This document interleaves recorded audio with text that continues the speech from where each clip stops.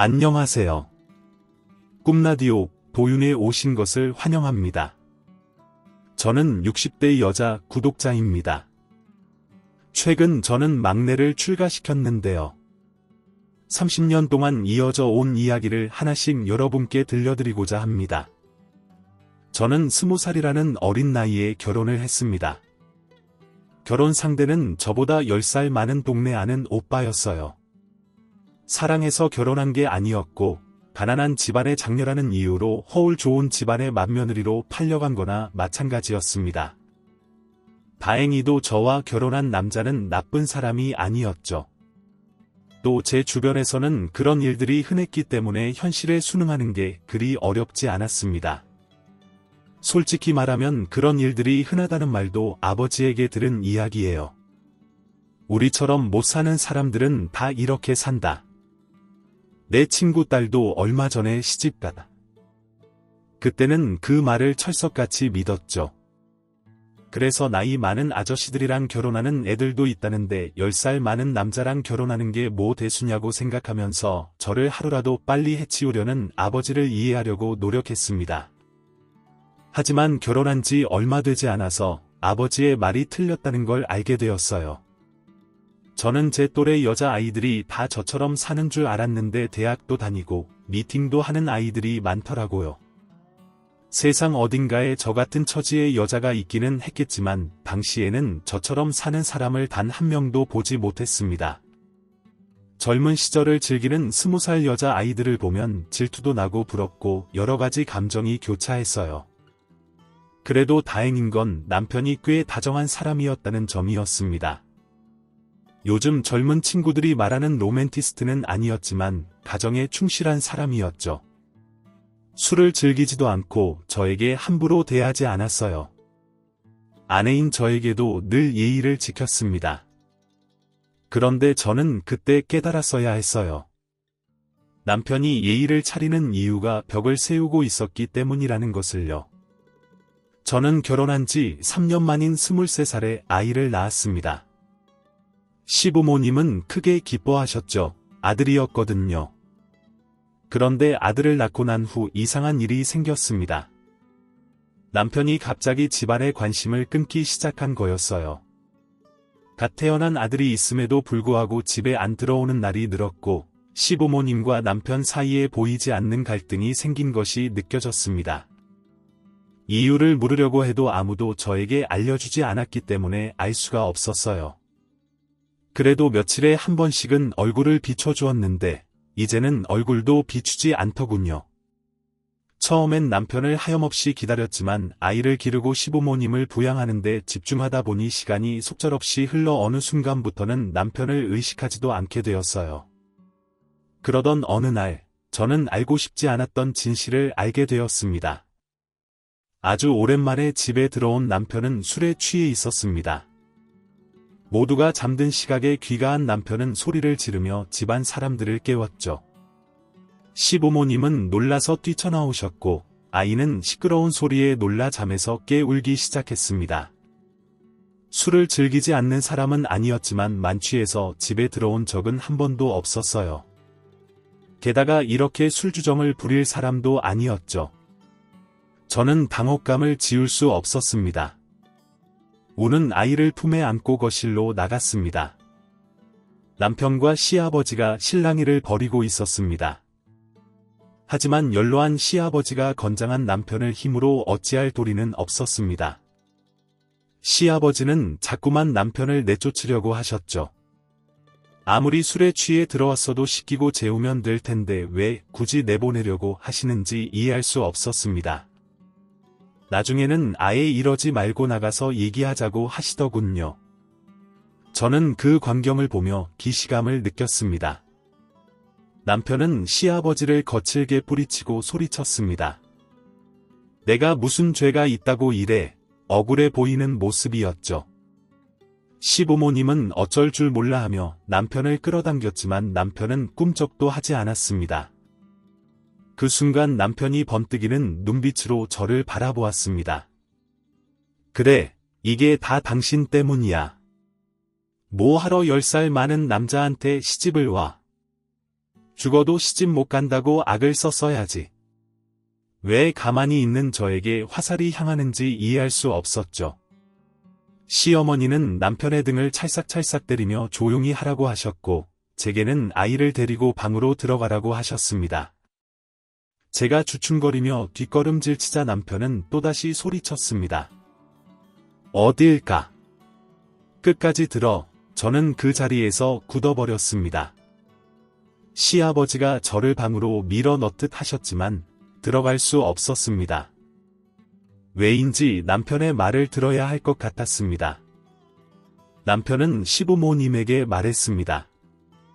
그렇게 손주가 갖고 싶으셨습니까? 그깟 핏줄이 뭐라고 아들을 이혼까지 시켜요? 누군가 제 머리를 치고 지나간 것 같았습니다. 저는 남편과 이혼한 적도 없고 이혼하고 싶었던 적도 없는데 이혼이라니. 남편의 말은 자신에게 이혼 경력이 있다는 것과 같았습니다. 남편은 더 이상 술에 취한 것처럼 보이지 않았습니다. 자식 못 낳는 며느리라고 쫓아낸 거라면서요. 나는 아내가 나한테 정이 떨어진 줄 알았어요. 하긴 잘 살던 와이프가 갑자기 이혼하자고 했을 때부터 알아봤어야 했죠. 그러니까 이 일을 정리해보자면 남편은 한 번 결혼을 한 적이 있었고 갑작스럽게 전 아내에게 이혼 요구를 받은 것입니다. 이혼하고 싶지 않았지만 아내의 요구로 이혼하게 된 거죠. 그때는 몰랐는데 자식을 낳지 못한다고 시부모가 지독하게 괴롭히셨더군요. 이 사실을 알고 나니 남편도 시부모님도 모두가 원망스러웠습니다. 왜 하필이면 아이를 낳은 이 시점에 이런 사실을 알려주는 건지, 아내에게 버림받았다는 상실감에 어쩔 수 없이 나를 아내로 받아들인 남편과 시바지가 필요해서 나를 며느리로 삼은 시아버지를 보니 구역질이 나더군요. 저는 그 자리에서 버티지 못하고 아이를 둔 채 뛰쳐나왔어요. 결혼 후 딱 2번 발걸음했던 친정에 가서 한동안 지냈습니다. 그 사이에 남편과 시부모님이 몇 번 찾아오셨지만 저는 이를 악물고 버텼어요. 아이가 너무나도 보고 싶었지만 그 사람들의 얼굴을 볼 자신이 없었습니다. 그렇게 일주일 정도가 지났을까요? 멀리 일하러 나가셨던 아버지가 집에 오셔서 자초지종을 들으셨습니다. 아버지는 저를 부르시고는 이렇게 말씀하셨어요. 남자가 이혼 한 번 한 게 무슨 흠이냐? 첩을 끼고 사는 것도 아니고 전 부인을 잊지 못해서 그러는 걸로. 여자가 너무 그러는 거 아니다. 여자가 질투가 심한 것만큼 보기 싫은 게 없어. 아버지 눈에는 이게 질투로 보이세요? 이혼한 건 그래, 그렇다 쳐요. 그런데 지금은 내가 아내잖아요. 나한테 조금의 미안함이 있었다면 적어도 내 눈앞에서 그래선 안 되죠. 할 말이 더 많았는데 저는 말을 잇지 못했습니다. 아버지가 손을 힘껏 올리더니 제 뺨을 내리치셨거든요. 쩍 하는 소리가 났고 살이 찢어지는 듯한 고통이 찾아왔습니다. 얼마나 세게 팔을 휘둘렀는지 저는 그만 중심을 잃고 옆으로 쓰러지고 말았어요. 시바지로 시집간 거면 그냥 입 다물고 살아. 이제 와서 뭐 어쩌려고 여기서 일해. 내가 이혼하면 애 딸린 이혼녀를 받아줄 집이 있을 것 같아. 이혼하고 이 집에 들어올 생각이었으면 당장 나가.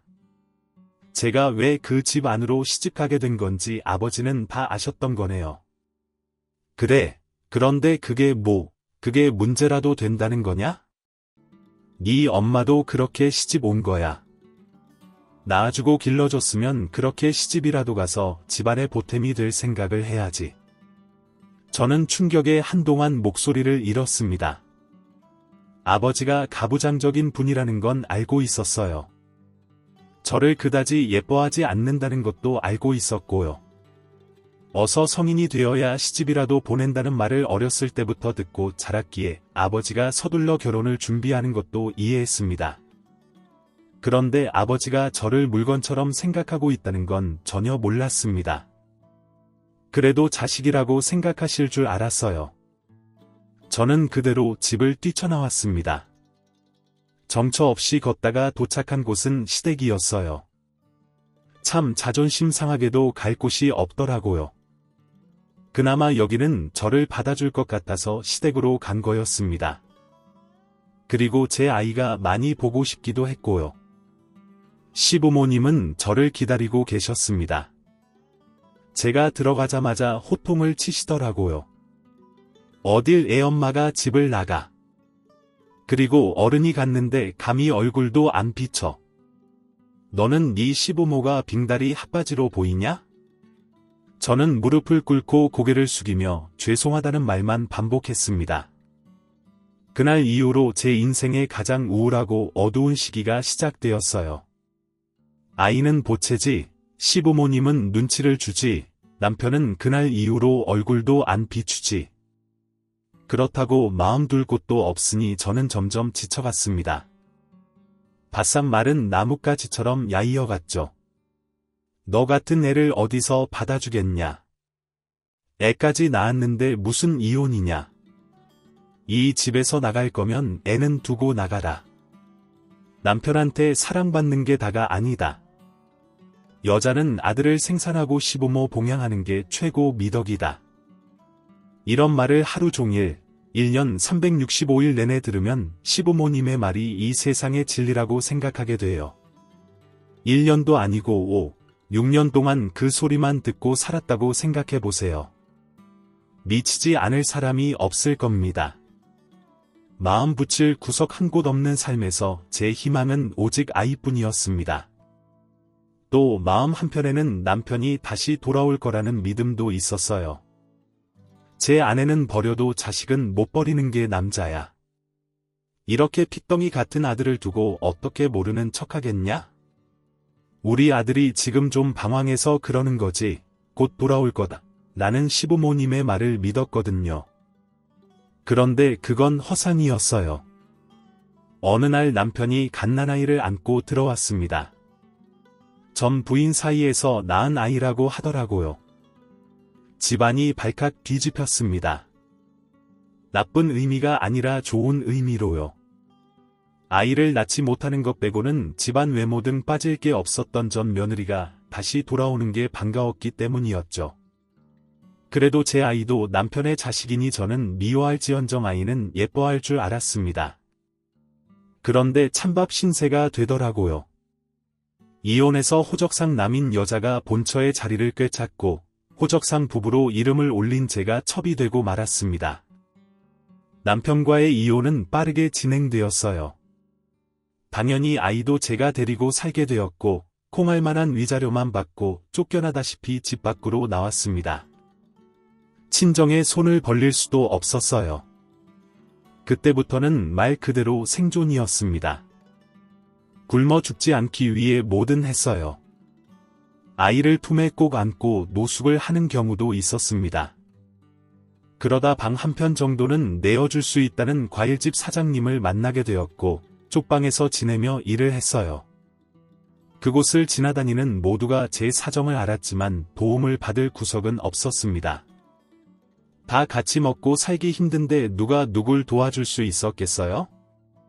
아무리 열심히 일해도 하루 벌어 하루 사는 신세를 벗어날 수 없었습니다.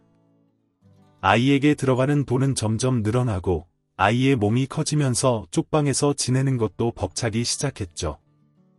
한숨만 푹푹 쉬며 살던 중 한 아이가 시장 바닥에서 울고 있는 모습을 보았습니다. 얼마나 울었는지 목이 다 쉬었더군요. 시장 상인들이 모두 정리하고 돌아간 늦은 시간이었기 때문에 도와주는 사람 한 명 없이 울고만 있었던 거였어요.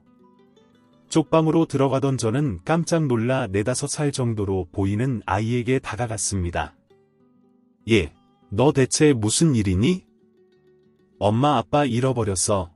아이는 엉엉 울며 고개를 끄덕였어요. 아이는 누가 봐도 좋은 옷을 입고 있었고 피부에는 광이 났습니다. 순간 이 아이를 그냥 데려가면 납치범으로 몰릴 수도 있겠다는 생각이 들었지만 자식을 둔 엄마 입장에서 이 아이의 부모가 아이를 얼마나 찾고 있을지 그 마음이 헤아려지더군요. 딱 봐도 애지중지 키워줬을 아이를 보니 버림받은 건 아닐 테고 보호자를 잃어버린 게 분명했습니다. 날씨가 추워서인지 아이는 오들오들 떨며 울고 있었고 저는 우선 아이를 데리고 쪽방으로 갔어요. 저는 따뜻한 물과 함께 이불을 건네주었습니다. 비슷한 또래의 제 아이가 있으니 마음이 조금 풀렸는지 따뜻한 차를 마신 아이는 금방 잠에 들었죠. 저는 아이가 잠든 것을 확인하고 곧장 경찰서로 가서 아이에 대해 알렸습니다. 그리고 그 다음 날 아이의 고모라는 사람이 찾아왔어요. 고모는 한눈에 봐도 부자였습니다. 아이는 막내 동생의 아들이었는데 오랜만에 만난 조카와 이곳저곳을 구경하다가 인파에 쓸려 아이를 잃어버렸다고 했죠. 시장 쪽에는 발걸음도 하지 않았는데 대체 어떻게 여기까지 흘러들어온 것인지 영문을 모르겠다며 저에게 거듭 감사 인사를 건넸어요. 여자의 몸으로 홀로 아이를 키우며 별의별 무시를 다 받았는데 부잣집 사모님처럼 보이는 사람이 계속 머리를 숙이니 어찌할 바를 모르겠더라고요. 이 추운 날씨에 애 혼자 밤새 떨고 있었을 걸 생각하면 아직도 눈앞이 아찔해요. 정말 감사합니다. 저는 괜찮다고 말하며 아이와 고모를 보내려 했습니다. 그런데 그때 아이의 고모가 뜻밖의 질문을 했어요. 실례가 되는 질문일 수도 있는데 혹시 여기서 아이와 함께 지내시는 건가요? 성인 2명은 절대 못 놀 공간에 짐이란 짐은 우겨놓고 아이와 지내던 그 쪽방을 의미하는 것이었죠. 저는 얼굴이 시뻘개져서 서둘러 쪽방 문을 닫았습니다. 아이고, 그나저나 곤란하게 해서 정말 죄송해요. 그냥 저는 정말 죄송해요. 괜한 이야기를 했죠. 아이를 돌봐주신 것에 대한 사례는 제가 충분히 하겠습니다. 정말 감사했습니다. 그렇게 그분은 서둘러 자리를 떠났습니다. 그런데 아이의 고모는 얼마 지나지 않아 다시 찾아왔어요. 그 후로 연락이 없길래 그냥 잊어버렸나 했는데 아주 깜짝 놀랄 만한 소식을 들고 왔더라고요. 아이의 고모는 저에게 자기 집에서 가정부로 일하지 않겠냐고 물었습니다. 조건도 파격적이었어요. 아이와 제가 지낼 만한 공간을 만들어줄 거고 함께 일할 사람이 한 명 있으니 그 사람과 일을 나누어 하면 된다고 했죠. 상주 가정부이기 때문에 월급도 높았고 주기적으로 휴가까지 보장해 주었습니다. 솔직히 아이와 함께 머물 수 있는 공간만 마련된다면 월급이 좀 적어도 괜찮았을 거예요. 아이의 고모가 말하는 조건은 제가 거절할 수 없는 것이었습니다. 하지만 한 가지 의아한 부분이 있었어요. 그런데 이렇게 좋은 조건이라면 저 말고도 능숙한 분들이 하실 수도 있을 거예요. 게다가 저는 아이도 있고 댁에서 지내면서 저희 아이가 실수라도 하면 어떡하나 걱정도 되고요. 그러자 아이의 고모 아니 사모님은 부드럽게 웃으며 이런 이야기를 들려주었습니다. 사실 저희 가족도 비슷한 곳에서 지냈었거든요. 아버지 돌아가시고 가세가 완전히 기울었었는데 어머니와 3남매가 이런 곳에서 살았었어요. 다행히 어머니의 가게가 잘 돼서 살림살이도 나아졌고 형제들의 형편도 넉넉해졌지만 저희는 여전히 그때를 기억하고 있어요. 그렇다고 동정한다거나 그런 건 절대 아니에요. 그냥 혼자서 자식들 먹여 살리며 아등바등 사셨던 어머니의 모습이 생각나서 제가 이런 제안을 하게 된 거예요. 그리고 아이는 너무 걱정하지 마요. 저희 부부는 아이가 없어서 항상 적적했거든요. 그러니까 아이가 있으면 오히려 좋을 거예요. 이렇게까지 얘기해 주시는데 제가 어떻게 감히 거절할 수 있겠어요? 희망이라고는 보이지 않는 어두운 터널에 한 줄기 빛이 들어오는 순간이었습니다. 저는 곧장 짐을 정리해 사모님 댁으로 향했습니다. 외관부터 으리으리하더라고요. 저와 아이가 지낼 방이라며 내어준 방도 대단했습니다. 침대는 푹신푹신했고 침구류에서는 포근한 햇살 냄새가 났죠. 씻는 곳도 방 안에 마련되어 있었는데 쾌적하고 청결했습니다. 외풍도 들어오지 않아서 따로 난방을 안 했는데도 따뜻했어요. 방이 넓어서 한편에는 아이가 놀 수 있을 정도의 공간도 있었고 저희를 배려해 주셔서 아이들이 쓸만한 장난감도 마련해 주셨습니다. 언젠가 영화에서 부잣집의 모습을 본 적이 있었는데 딱 이런 모습이었어요. 저와 함께 일하게 될 거라는 분은 상주 가정부는 아니었고 출퇴근을 하는 분이었습니다. 나이가 저희 어머니 뻘이기도 했고 집에서 오래 일하신 분이라 마주칠 때 어쩔 수 없이 불편한 부분이 있었는데 그분은 사모님 댁에서 지내지 않으니 쉬는 시간은 온전히 저와 아이의 시간으로 보낼 수 있었어요. 또 언덕 위에 있는 사모님 댁까지 도보러 다닐 수는 없으니 운전면허를 따서 차를 쓸 수 있게도 해주셨습니다. 더 나아가서 쉬는 날에는 아이와 함께 놀러 갈 수 있도록 차를 빌려주시기까지 하셨어요. 처음에는 아이와 함께 있다는 것에 눈치가 보이기도 했습니다. 당연한 일이었죠. 그래서 아이에게는 참 미안하지만 혼도 많이 냈습니다. 사장님 네 분들이 생활하는 곳에는 절대 들어가지 못하게 했는데 실수로라도 발걸음을 하면 호되게 아이를 혼냈죠. 마당에서 큰 소리를 내며 뛰어다니기라도 하면 그날엔 큰일이라도 난 것처럼 아이를 잡았습니다. 사장님 내외분들이 지내는 곳에 들어가지 못하게 하는 건 당연한 것이지만 마당에서 뛰어노는 것 정도는 아이가 큰 소리로 웃으며 뛰어다니는 것 정도는 품어줘도 되지 않을까 싶습니다. 두 분이 안 계신 상황이었다면요. 하지만 그때 저는 매우 미성숙했고 이런 환경에서 일하는 것을 놓치고 싶지 않았어요. 그래서 당시에는 이렇게 하는 게 아이를 위한 일이라고 생각했습니다. 조금 엄하게 대하기는 하지만 아이를 진짜 위한다면 아이가 계속해서 이런 환경을 누릴 수 있도록 엄마로서 최선을 다해야 한다고 생각했어요. 그런데 그 생각이 깨져버리는 사건이 생겼습니다. 그리고 그 중심에는 사장님 부부가 있었어요. 그날은 아이를 혼낸 다음 날이었습니다. 평소보다 크게 혼이 난 아이는 다음날 아침까지도 기가 죽어 있었죠. 풀이 죽은 아이의 모습을 보니 마음이 아팠지만 이것이 아이를 위한 일이라고 생각했습니다. 사장님 부부는 아이가 꼭 인사를 하고 학교에 가길 바라셨어요. 그래도 한 지붕에 사는 사이인데 하루에 한 번은 얼굴은 봐야 하지 않겠냐는 것이었죠. 그래서 아이는 본체와 지나는 방에 거리가 있음에도 매일 인사를 했습니다. 그러면 사장님은 좋은 꿈 꿨냐며 안부를 묻고 학교에 가는 아이에게 가끔은 용돈도 주셨죠. 그날도 마찬가지였습니다. 아이를 배웅하고 들어오니 사모님이 저를 부르시더군요. 착가라앉은 목소리에 심장이 덜컹했습니다. 혹시라도 제가 무언가를 잘못했을까 봐요. 사모님은 저를 응접실에 앉히곤 손수차를 내려주셨습니다. 사모님 그런 건 제가 해도 되는데요. 괜찮아요. 이 정도도 제 손으로 못하면 되겠어요. 그렇게 말씀하시고 저에게 차를 내어주셨습니다. 마른 잎을 죽이고자 차를 홀짝이고 있는데 사모님이 이야기를 시작하셨어요. 어제 현우 심하게 혼냈죠. 저는 깜짝 놀랐습니다.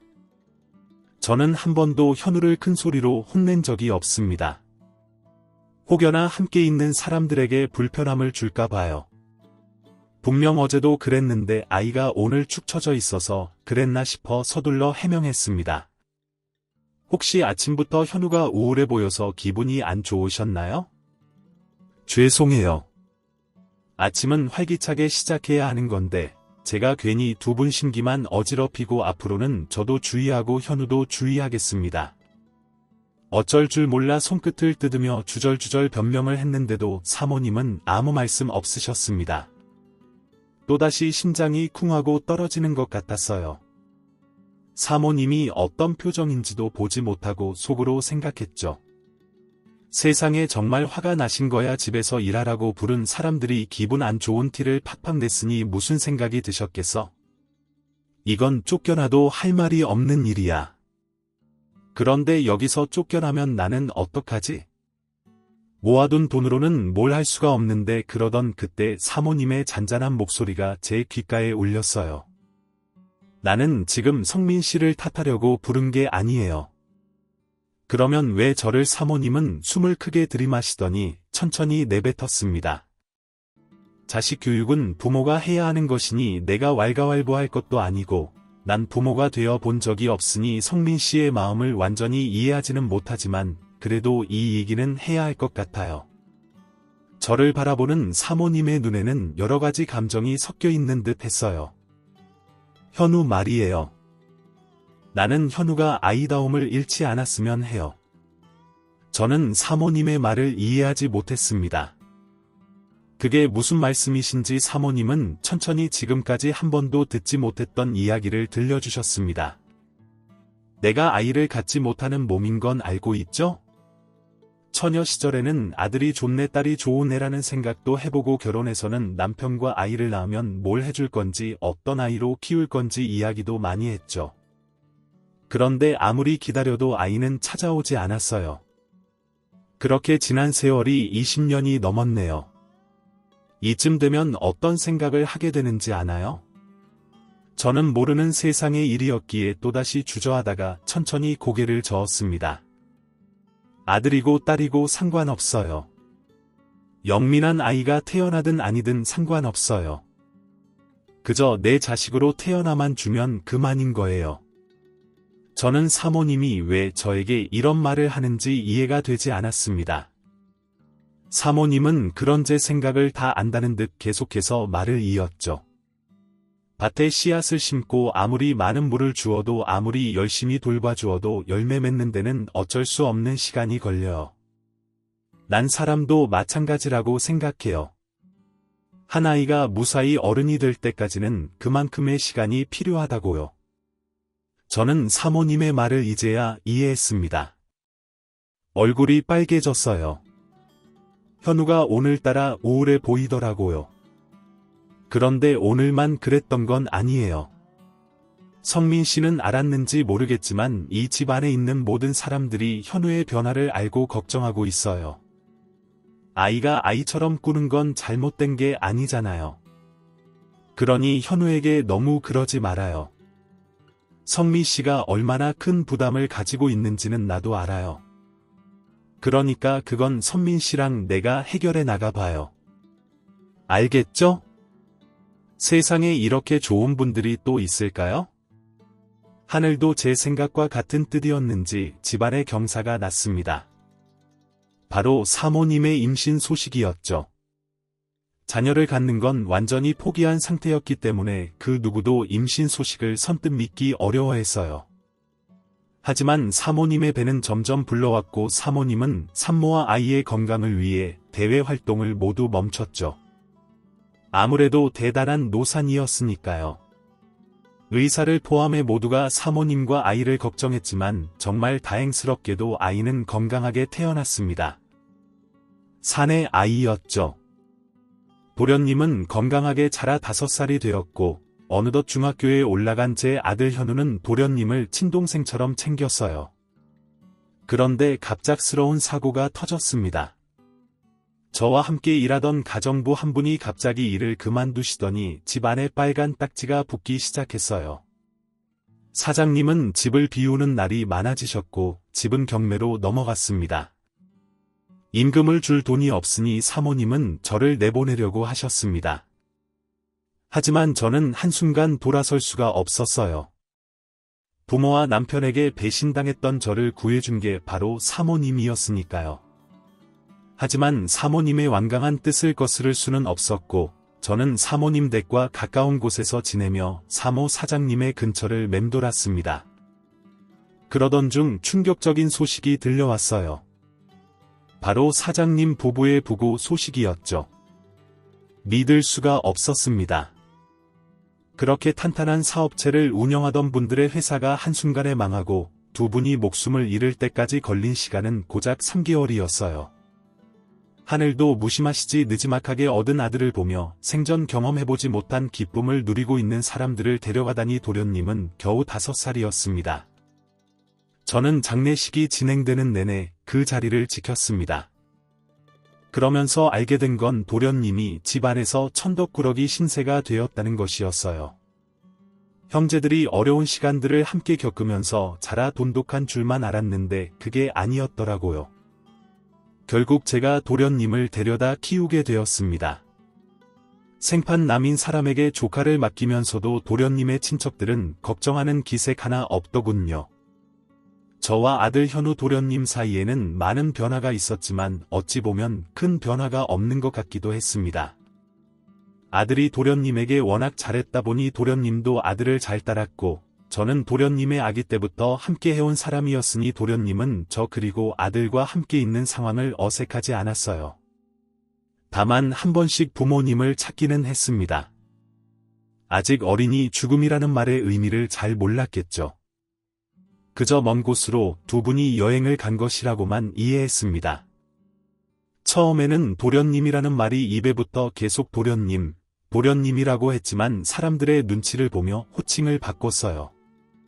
하지만 여기서는 구부를 위해 도련님이라고 칭하겠습니다. 도련님을 아들 현우를 대하듯 하니 사람들은 제가 두 아이의 엄마인 줄 알더군요. 아유 엄마가 늦둥이를 낳았네. 아유 귀여워라. 저는 그 말에 딱히 반박을 안 했습니다. 저는 도련님을 제 친자식처럼 키우고 있었으니까요. 제게 늦둥이 둘째 아들을 가진 미혼모라는 수식어가 붙는 건 괜찮았습니다. 그런데 문제는 다른 곳에서 터졌어요. 초등학교 고학년이 되었을 때 도련님이 평소에 안 하던 행동을 하기 시작했습니다. 왜 그러는 건지 물어봐도 대꾸조차 하지 않고 뭐가 불만인지 항상 볼멘 소리만 했어요. 타일러 보기도 하고 혼도 내봤지만 한번 바뀐 태도는 당초에 바뀔 줄 몰랐습니다. 현우라도 있었으면 그 나이 남자아이들의 심리에 대해 물어라도 봤을 텐데 아들 현우는 성인이 되자마자 군대에 가 있었습니다. 남편이 있는 것도 아니고 도련님을 보듬어줄 집안 어른도 없다 보니 답답한 마음만 커졌어요. 대체 왜 그러는 건지 이유라도 알려주면 좋겠는데 미치고 팔짝 뛸 노릇이었죠. 도련님이 갑자기 이상해진 이유는 학교에서 찾을 수 있었습니다. 제가 친엄마가 아니라는 소문이 돌면서 몇몇 아이들이 도련님에게 대놓고 이런 질문을 한 것이었어요.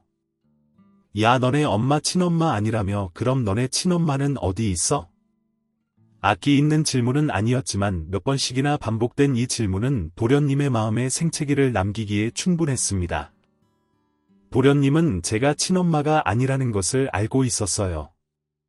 그러나 나를 키워주는 사람이 내 친엄마가 아니라는 사실을 계속 상기시킬 이유는 없었습니다. 도련님의 학교 친구들이 가만히 있는 잔잔한 호수에 돌을 던진 것이었어요. 돌 때문에 생긴 파장은 점점 커지더니 이윽고 이런 생각을 하기에 이르렀습니다. 왜 입양할 것도 아니면서 나를 키우는 거지 이유가 뭐야? 이 생각이 반항심으로 커진 이유는 도련님이 저와 아들의 대화를 듣고 제가 도련님의 부모님의 집에서 일하던 가정부라는 사실을 알고 있었기 때문이었습니다. 저는 도련님이 이것까지는 모를 거라고 생각했어요. 하지만 알고 있었더군요. 도련님 주변에 아무 일 없었더라면 제가 가정부였다는 사실이 문제될 것은 없었지만 이제는 상황이 달랐습니다. 도련님은 어느새 나를 사랑해서 같이 살고 있는 게 아니야 돌아가신 부모님의 부탁이 있던가 아니면 다른 의도가 있어서 나를 데리고 있는 걸 거야라고 생각하기에 이르렀죠. 도련님의 반항심은 점점 커져갔고 사춘기에 이르며 더욱 심해져 갔습니다. 그 사이에 아들이 전역을 했지만 상황이 나아지지는 않았어요. 아들 현우가 사법고시를 준비하면서 지원해줘야 하는 돈이 늘어나자 집안 사정이 더욱 나빠져 일을 하느라고 도련님에게 더 많이 신경 쓰지 못한 탓도 있었죠. 도련님은 현우와 자신을 끊임없이 비교했습니다. 그리고 그 생각의 결론은 여기로 이어졌죠. 형은 왜 저렇게까지 열심히 사는 거야? 어차피 친아들이니까 대충 살아도 어머니는 형을 예뻐할 텐데라고요. 이런 생각을 하고 있다는 것을 알고 얼마나 가슴이 미어졌는지 모릅니다. 그런데 도련님은 이런 제 마음을 모르고 계속해서 삐뚤어져 갔어요. 학교로 불려가는 날들이 점점 늘어났죠. 경찰서에서 연락이 온 적도 있었습니다. 하지만 그런 곳에 갈수록 제가 친엄마가 아닌 동거인이라는 사실만 뚜렷해져 갔어요. 한 번은 도련님이 대놓고 자신을 입양해달라고 울면서 얘기한 적이 있었습니다. 그런데 저는 그 말에 차마 그러겠다 대답하지 못했어요. 돌아가신 사장님 부부에게 도련님이 어떤 의미인지 제가 그 누구보다 잘 아니까요. 20년이 넘는 세월 동안 그토록 기다려왔던 자식과 5년도 채 살지 못했는데 다른 사람에게 자식까지 빼앗기면 두 분의 마음이 얼마나 아플지 그 마음을 상상해보면 도련님의 요구에 그러자고 대답하기가 어려웠습니다. 도련님이 어머니의 뱃속에 있었을 때 태어났을 때 두 분이 얼마나 행복해하셨는지를 직접 제 눈으로 보았으니까요. 그러던 어느 날 경찰서에서 전화가 왔습니다. 지금까지 몇 차례에 걸쳐 있었던 일이었지만 그날은 달랐어요. 불량 학생들과 함께 있던 도련님이 싸움에 휘말려서 주동자로 몰린 것이었죠. 경찰마저 도련님이 굉장히 억울한 상황에 처해 있음을 알았습니다. 하지만 비싼 변호사들을 여럿 붙여 도련님에게 모든 책임을 물자 경찰마저 손쓸 수 없을 정도가 되었어요. 저도 나름대로 최선을 다해 대응하려 했지만 금전적인 차이에서 오는 것을 제가 어찌할 수는 없는 것이더군요. 그렇게 발만 동동거리고 있을 때 현우가 대학교 교수님을 모시고 왔습니다. 현우가 법대를 다닐 때 잘 챙겨주셨다고 이야기를 들었던 교수님이었죠. 그분은 현우에게 저희 가정 이야기를 익히 들어 알고 계셨어요. 도련님이 이런 상황에 처해 있다는 걸 알고 직접 도와주기 위해 오셨던 것이죠. 덕분에 도련님은 억울함을 풀 수 있었습니다. 모든 일이 해결되고 함께 식사를 하는 자리 밥 한 술 제대로 뜨지 못하던 도련님이 기어들어가는 목소리로 말했습니다. 도와주셔서 감사해요. 저는 대답했습니다. 도와줬다니. 저 때문에 요즘 일도 제대로 못하시고 잠도 못 주무셨잖아요. 그냥 두셔도 괜찮았을 텐데 이렇게 도와주셔서 감사해요. 저는 어떤 말을 해야 할지 고민했습니다. 섣불리 말했다가는 도련님이 상처를 받을 것 같았거든요. 그런데 그때 아들 현우가 도련님의 뒤통수를 탁하고 쳤습니다. 저와 도련님 둘 다 눈이 동그래져서 아들을 쳐다봤어요. 야 임마 말이 되는 소리를 해야지. 네가 소년원 들어가게 생겼는데 그걸 그냥 둬도 됐다고 어떤 정신 나간 가족이 그걸 그냥 두고만 봐. 너 도대체 무슨 생각을 하고 사는 거냐? 어른들이 도와주려고 하면 감사합니다 하고 해결해 주길 기다리면 되는데 왜 내가 나서서 해결하려는 거야? 넌 나랑 어머니가 그렇게 못마땅해. 도련님은 지금 이 상황이 이해가 되지 않는 듯 했어요. 너 몇 년 있으면 성인이야. 언제까지 피해의식에 찌들어서 살래? 형이 너 무슨 생각하고 사는지 몰랐을 것 같아. 시간이 지나면 정신 좀 차리겠지 했는데. 아유 이건 뭐 그냥 둬봤자 답도 안 나오겠네. 뭐라고 형이 내 마음을 알아. 형이 내 상황 겪어봤냐고. 난 네가 아니야. 당연히 네 마음을 모르지. 그런데 어떻게 그렇게 함부로 말해. 내가 무슨 피해의식에 찌들었다는 건데. 그럼 아니야. 너 양심에 손을 얹고 생각해봐. 어머니가 단 한 번이라도 너랑 날 차별한 적이 있어. 그게 뭐가 중요해? 형은 친자식이고 난 그냥 남이잖아. 하다못해 양자도 아니라고. 현우는 씩씩거리는 도련님을 향해 덤덤한 말투로 말했어요. 너 1년에 법원으로 접수되는 친족상해 사건이 몇 건이나 될 것 같냐? 핏덩이 같은 자식을 갖다 버리는 사람은 몇이나 될 것 같아? 내가 생각하는 진짜 가족은 핏줄로만 이어지면 되는 거야. 내가 생각하는 가족은 어떤 모습인데 가장 힘들 때 힘이 되어주고 아껴주는 게 가족 아니야. 응, 그럼 우리는 어떤데? 너 진짜로 우리를 가족이 아니다 말할 수 있어? 직설적이고 지극히 현실적인 말이었습니다. 도련님은 충격받은 얼굴을 하고 있었어요. 너도 이제 충분히 스스로 생각할 수 있는 나이지. 그러니까 현실을 피하려고 하지 마. 내가 생각하는 게 정말 진실인지, 내가 외면하고 있는 사실은 없는지 잘 생각해보라고. 도련님은 방으로 들어갔고, 저는 걱정스러운 말투로 현우에게 말했습니다. 그래도 그렇게까지 강하게 말할 필요는 없었잖니? 하지만 현우는 단호했어요. 제 몇 년 뒤면 성인이에요. 언제까지 품 안의 자식으로 키우실 거예요? 이제 본인이 생각하고 선택할 때예요. 그리고 저는 은성이 믿어요. 현우가 그랬던 것처럼 도련님을 믿고 기다려주니 변화가 시작됐습니다. 매일 성실하게 등교를 하기 시작했고 공부에 매진했어요.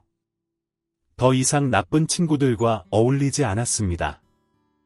갑자기 변한 태도 때문에 어울리던 친구들과 척을 졌지만 그럼에도 불구하고 꿋꿋이 고등학교를 무사히 졸업했습니다. 그리고 재수 끝에 현우가 졸업한 법대에 입학하게 됐어요. 그 사이에 현우는 사법고시에 합격해 변호사가 되었죠. 시간이 흐르며 현우는 결혼을 하여 아이도 낳았고 도련님도 변호사가 되어 안정적인 직장 생활을 시작했어요. 그렇게 2년 정도가 지났을까요? 도련님이 예쁜 아가씨 한 명을 데리고 왔습니다. 여자를 데려온 건 처음이었는데 결혼할 사람이라고 하더군요. 저는 두 사람을 축복했죠. 그런데 도련님이 뜻밖의 이야기를 했습니다. 바로 상견례에 같이 가달라는 부탁이었어요. 저는 친부모도 아닌 제가 그곳에 갈 자격은 없다고 말했죠. 하지만 도련님의 뜻은 완강했습니다. 저는 낳아준 부모만 부모라고 생각하지 않아요. 저를 길러주신 분이 제 어머니가 아니라면 대체 누가 제 어머니겠어요? 그러니까 부디 저랑 같이 상견례를 가주세요. 저를 키워주신 분이 어떤 분이신지 그쪽 분들에게도 보여드리고 싶어요. 저는 며칠 동안 머리를 싸매고 고민한 끝에 도련님과 함께 상견례장으로 향했습니다. 도련님의 아내 될 사람의 부모님은 기품이 넘치는 분들이었어요. 아무것도 없이 시작해서 큰 성공을 이룬 사업가 집안이더군요. 자연스럽게 대화 주제가 두 아이들의 어린 시절 이야기로 넘어갔는데 이젠 이 이야기를 꺼낼 때가 되었다고 생각했습니다. 제가 은성이의 친엄마가 아니라는 걸 알고 계신다고 들었습니다. 친부모도 아니고 피가 섞인 친척도 아닌 제가 상견례 자리에 이렇게 나와서 불편하실 수도 있을 것 같습니다. 혹시나 그렇게 생각하셨다면 정말 죄송합니다. 이렇게 말하자 두 분은 손사래를 치며 그렇지 않다고 말했습니다. 아이고 무슨 그런 말씀을 하세요? 절대 그런 생각하지 않습니다. 오히려 대단하시다 생각하고 있었어요. 은성이를 이렇게 훌륭하게 키워준 분은 대체 어떤 분이신지 궁금도 했고요. 그리고 대화를 나눠보니 생각한 것보다 더 훌륭한 분이시라 저희를 이렇게 만나러 와주신 것에 감사하고 있었습니다. 그러니 그런 말씀 마세요. 저희가 더 죄송해지네요. 은성이가 참 좋은 집안의 여자와 결혼을 하는 것 같다 마음이 놓이더군요. 이후로도 저와 도련님이 함께 살게 된 사정에 대해 이야기를 하게 되었습니다. 이 정도로 자세한 이야기는 도련님도 잘 모르는 이야기였죠. 그런데 이야기가 거의 마무리되어 갈 쯤 장인들 분의 표정이 어두워졌습니다. 무언가를 골똘히 생각하던 그분은 진지한 표정으로 물었어요. 혹시 은성이 친아버지의 성함이 김상자 철자 맞으신가요? 저는 깜짝 놀라서 그렇다 대답했습니다. 이후로 그분은 사장님이 운영하시던 회사의 이름, 업종 등을 하나하나 물었어요. 그리고 놀랍게도 모두가 정답이었습니다. 그분은 숨을 크게 들이마신 뒤 손수건에 얼굴을 묻었습니다. 눈물을 닦는 듯 했어요. 그렇게 숨을 고르고는 이렇게 말했습니다. 은성이의 친아버지가 제가 모시던 사장님이었네요. 모두가 입을 떡 벌리고 그 이야기에 집중했습니다. 제가 이렇게 회사를 키울 수 있었던 데는 김 사장님의 가르침이 있었기 때문이었어요. 장모들 분도 놀라서 물었습니다. 어머 그럼 당신이 매일같이 말하던 그 은사님이 은성이의 아버지라는 말인 거죠? 장인은 고개를 끄덕였습니다. 아이고 이 세상에 이런 일이 다 있나? 제가 이 세상에서 가장 존경하는 분이 은성이의 아버지입니다. 사회초년생이었던 시절 그분의 경영 철학을 보면서 많은 걸 배웠어요. 직원들을 대하는 태도, 거래처와 신뢰를 쌓는 방법. 그런데 갑자기 회사가 문을 닫고 소식을 알 수 없어 슬펐는데 이렇게 사장님의 흔적을 보게 되네요. 정말 이게 바로 운명인가 봅니다. 장인은 사회초년생 시절 사장님의 회사에 다니면서 큰 은혜를 입었다고도 했습니다. 입사한 지 얼마 되지 않아서 어머니가 쓰러지셨고, 이후에 막내 동생이 쓰러졌습니다. 큰 병에 걸린 사람이 집안에 둘이나 있게 되니 가세는 기울기 시작했고, 저와 형이 아무리 열심히 일을 해도 어머니와 동생의 수술비를 마련할 수가 없었어요. 더 이상 수술을 미룰 수 없었기에 사채라도 써야 하나 고민하던 중 누군가가 수술비를 전액 내주었다는 연락을 들었습니다. 저는 입을 막으며 말했습니다. 설마 네 맞습니다. 사장님이었어요. 그때의 감격은 이루 말할 수가 없어요. 또 너무 놀라서 온몸에 소름이 돋을 정도였습니다. 당시 저는 회사에서 일한 지 몇 개월밖에 안 된 말단 직원이었거든요. 그런데 그런 저를 위해 그 큰 돈을 선뜻 내주셨다니 그날 이후 이 회사에 뼈를 묻겠다고 다짐했고 회사를 위해 정말 열심히 일했습니다. 사장님이 안 계셨다면 저는 지금까지 빚쟁이들에게 쫓기고 있을지도 몰라요.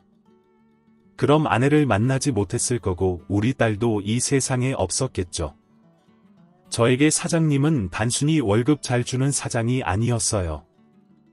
집안의 은인이었습니다.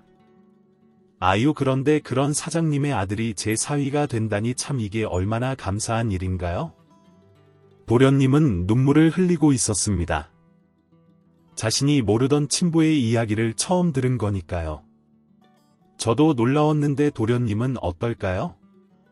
이후 장인어른은 오랫동안 살며 이곳저곳에 세월의 흔적이 남은 저희 집을 전체 리모델링 해주었고 아들 현우에게는 좋은 차를 선물해 주었죠. 둘이서 작게 시작하고 싶다던 도련님에게는 아파트 하나를 해주었고 말이죠. 도련님은 세상에서 가장 사랑받는 사위일 것입니다. 저 또한 가장 존경받는 사돈이겠죠. 도련님. 아니, 이제는 제 아들이 된 은성이에게 행복하냐고 물은 적이 있습니다. 은성이는 자신이 이 세상에서 가장 행복한 사람일 것이라고 자신있게 말했죠. 은성이는 결혼 후 저의 정식으로 아들이 되었습니다. 참 멀리 돌아왔네요. 60이 넘은 지금 이렇게 사연을 적으며 제 인생을 돌아보니 참으로 많은 일이 있었구나 싶습니다. 힘든 시간도 많았지만 결국은 이렇게 행복한 사람이 되었으니 세상에 감사하지 못할 것이 하나도 없는 듯 합니다. 그럼 지금까지 사연 들어주셔서 감사합니다. 사연이 재미있으셨다면 구독과 좋아요 부탁드려요. 감사합니다. 안녕히 계세요.